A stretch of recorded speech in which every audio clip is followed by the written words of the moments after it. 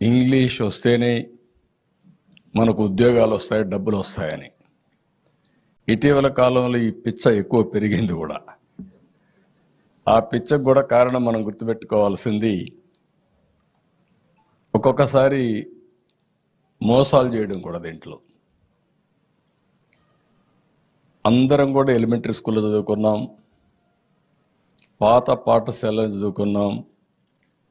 అక్కడి నుంచి విదేశాలకు వెళ్ళి బ్రహ్మాండంగా రాణిస్తున్నారు.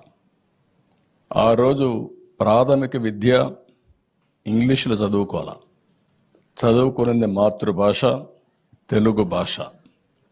ఈరోజు దేశంలో కూడా చాలా వరకు అనేక మంది ఎన్నో ప్రయత్నాలు చేసి ఏదైతే మనలో నాలెడ్జ్ రావాలంటే మాతృభాషలోనే సాధ్యం. అందుకే ప్రాథమిక విద్య మాతృభాష తప్ప వేరే భాషలో చేయడానికి వీలు లేదని కూడా చాలా స్పష్టంగా చెప్తున్నారు. ఈరోజు ఇంగ్లీష్ని నేర్చుకోవాలి.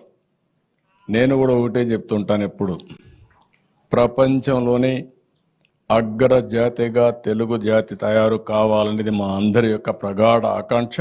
అవుతాం, దాంట్లో అనుమానం కూడా లేదు.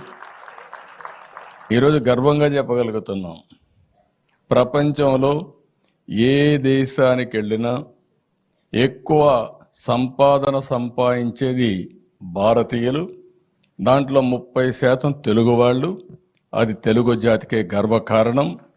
ఇది జరిగిందంటే వాళ్ళు ఇంగ్లీష్లో చదువుకొని వెళ్ళా, మామూలు తెలుగే చదువుకొని తర్వాత సంపాదన కోసం ఇంగ్లీషు నేర్చుకునే పరిస్థితికి వచ్చారు.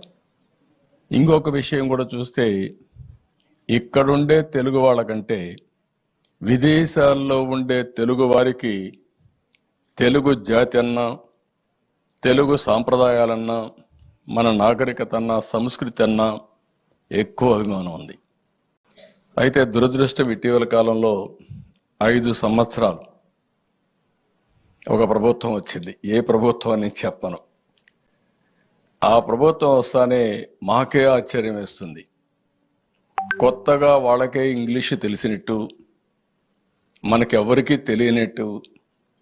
కాబట్టి ఇంగ్లీష్ నేర్చుకుంటేనే జీవితం ఉన్నట్టు మాట్లాడే పరిస్థితికి వస్తే నాకు చాలా ఆశ్చర్యం వేసింది.